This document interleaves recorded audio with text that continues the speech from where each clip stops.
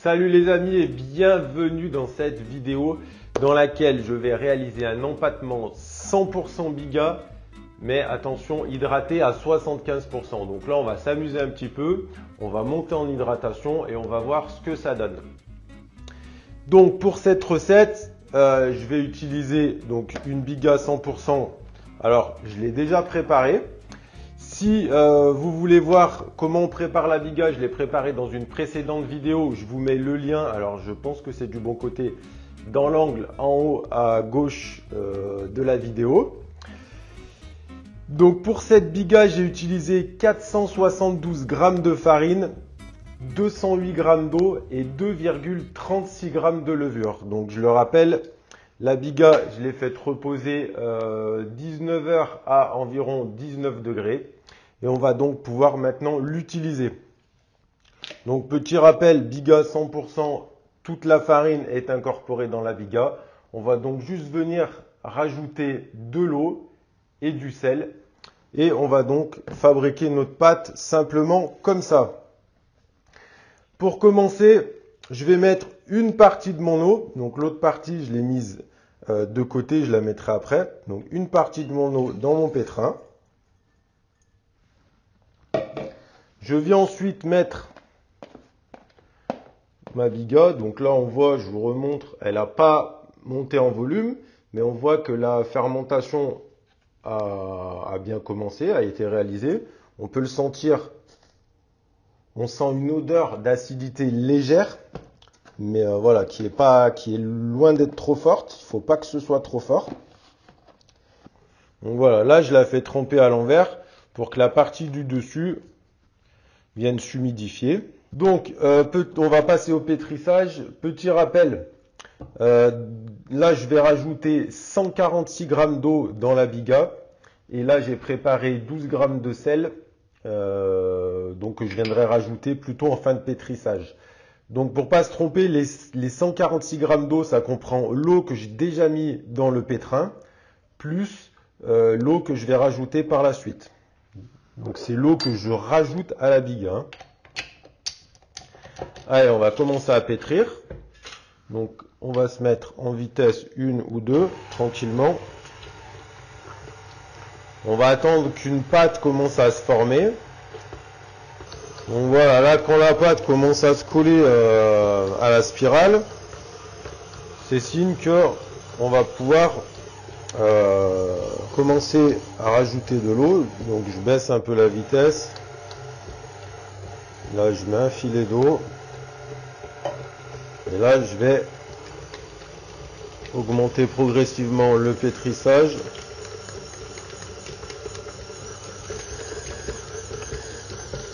La vitesse de pétrissage, pardon. Donc ce procédé va permettre à la pâte de conserver une consistance tout en étant hautement hydratée. Si on ne faisait pas ça, on risquerait d'avoir une pâte qui relâche. Allez, je mets mon dernier filet d'eau. Je rajoute mon sel en même temps.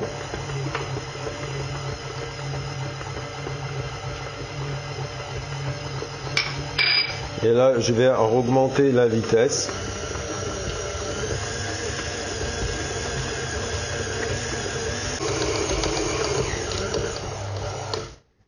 Voilà, là on a notre pâte qui est plutôt bien pétrie.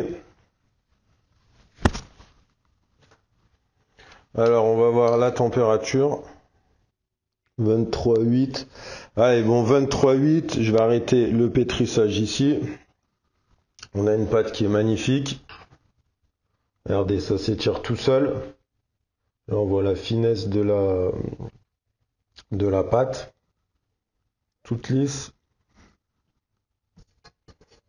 Pourtant, on est vraiment très hydraté.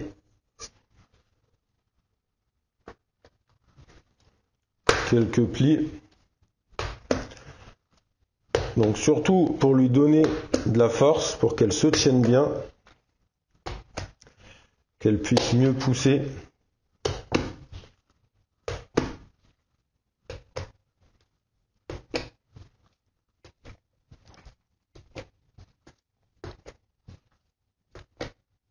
Voilà.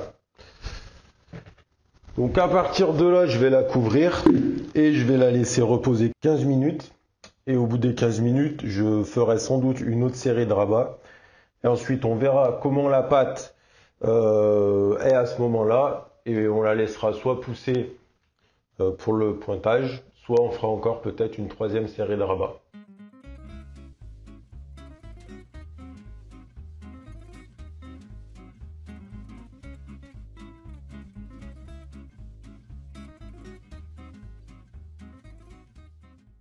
On va passer maintenant à la deuxième série de rabats. Donc on voit déjà que notre pâte a un peu moins relâché. Alors là, je vais me huiler toujours les mains.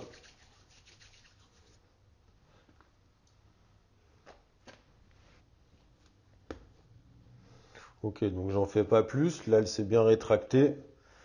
Donc je vais la couvrir. Et je reviendrai voir dans 15 minutes. Je pense que je lui mettrai une dernière série de rabats. Et ensuite, on la mettra à pousser. À tout à l'heure.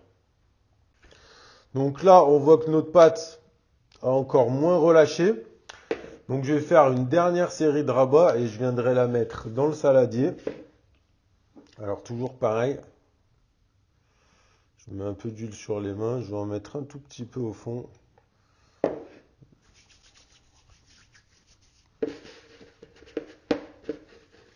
Voilà, comme ça sera plus facile à décoller. Voilà, donc là on voit qu'elle est vraiment bien venue. On a une pâte qui se tient bien. Allez, j'en fais pas plus. Je la mets dans mon tupperware, dans mon saladier. Je viens le fermer. Et je vais laisser pousser cette pâte encore 1 heure à température ambiante. On se retrouve dans 1 heure. Bon, finalement, j'ai laissé pousser ma pâte 3 heures. On va maintenant procéder à la réalisation des pâtons. Alors, voilà, au début, j'étais parti sur 1 heure. J'ai préféré la laisser pousser pour qu'elle prenne un peu de volume, pour qu'on ait des pâtons bien gonflés et avec une bonne tenue. Voilà, donc après, les temps, c'est souvent en fonction des températures. C'est difficile de donner des temps hyper précis. Ok. Donc là, on va faire 3 pâtons de 280 grammes chacun.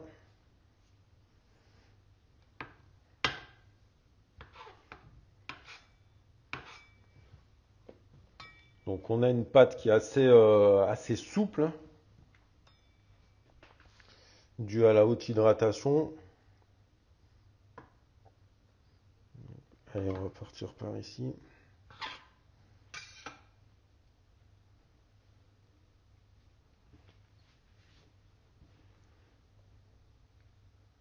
« 280. Je viens bouler mes pâtons. Je vais leur donner un petit peu de force, sans exagérer.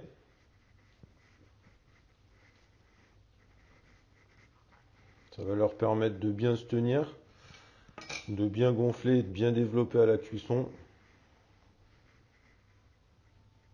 Voilà. Donc là, une fois que le dessus se tend, je viens serrer mon pâton.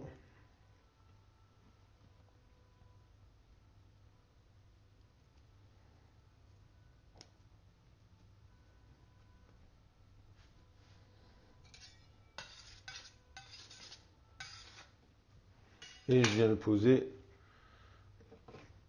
dans ma caisse à pâtons. Ok, je vais en mettre que 2 par caisse. Je vous montre. Je vais ensuite fermer mes bacs à pâtons. Et à partir de là, je vais encore laisser pousser environ 2 heures. Les 2 heures de pousse sont passées. On va passer à la fabrication des pizzas.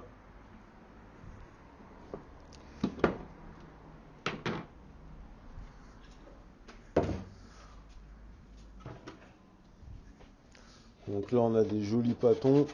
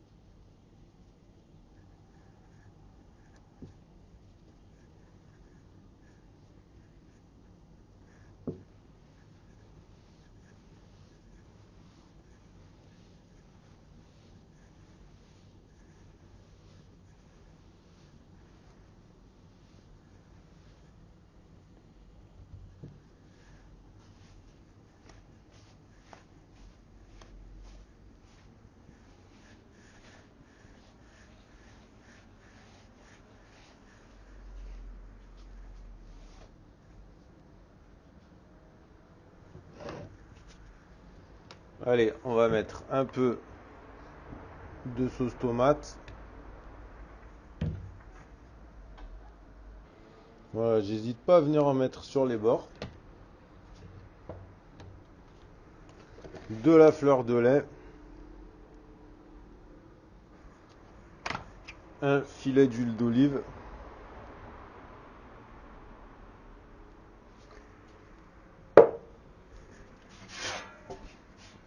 Et on va enfourner cette pizza.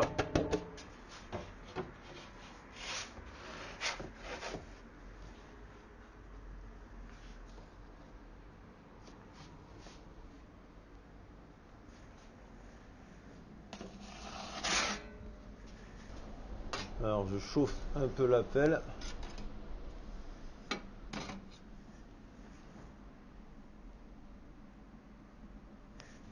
Je vais baisser la température du four.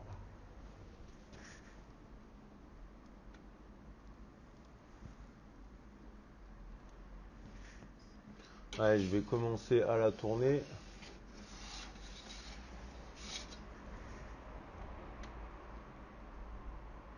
Donc là, on voit vraiment que ça gonfle bien.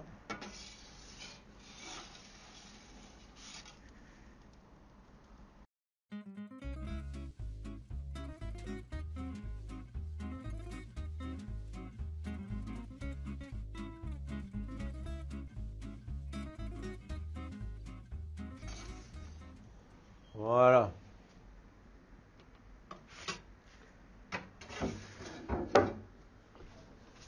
Voilà les amis, 100% biga, 85% d'hydratation, c'est juste un truc de grand malade, un truc de grand malade. Alors tellement elle a développé la pizza, c'est un petit peu rétracté. Là on est sur un style Canotto, donc elle est un peu plus petite. Au départ elle était plus ronde que ça, mais bon on voit là les bulles d'air qu'il y a à l'intérieur, la croûte, comment elle a développé. Alors je vais venir mettre un petit peu de pesto pour donner un peu plus de goût. Là, on est vraiment sur une pizza de grand malade.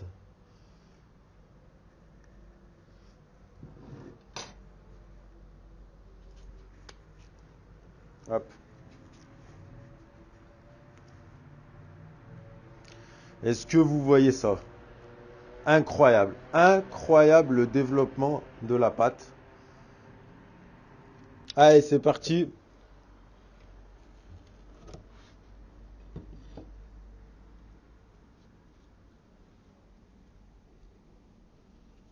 Regardez-moi cet alvéolage de malade.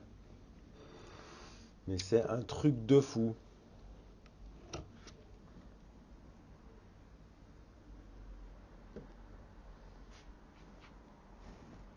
Regardez ça. Regardez ça. Bon, maintenant, je pense qu'il va falloir goûter tout ça. Oh là là là là. Regardez, regardez. Que de l'air. Allez.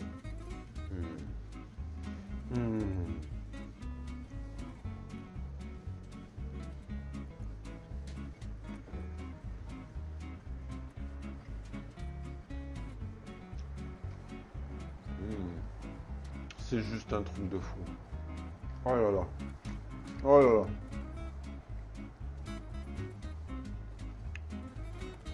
Légèreté, saveur exceptionnelle, goût très prononcé de la pâte.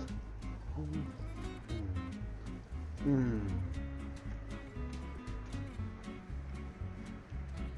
pense que c'est une des meilleures pizzas que j'ai jamais mangées de ma vie. Incroyable, incroyable. Souplesse. Là, on peut pas en laisser une miette. Impossible. Oh là là.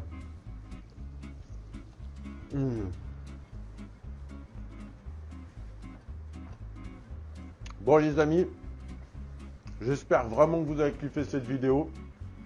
C'est une expérience, je ne l'avais jamais tenté, 85% d'hydratation, 100% biga pour une pizza napolitaine. Donc voilà, si vous avez apprécié, pensez bien à mettre un like, partagez cette vidéo parce que c'est une vidéo de fou, un maximum autour de vous.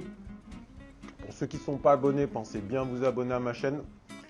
Pensez bien également à télécharger mon e-book Les secrets de la pizza napolitaine. Il est gratuit, vous le trouverez dans la description de la vidéo.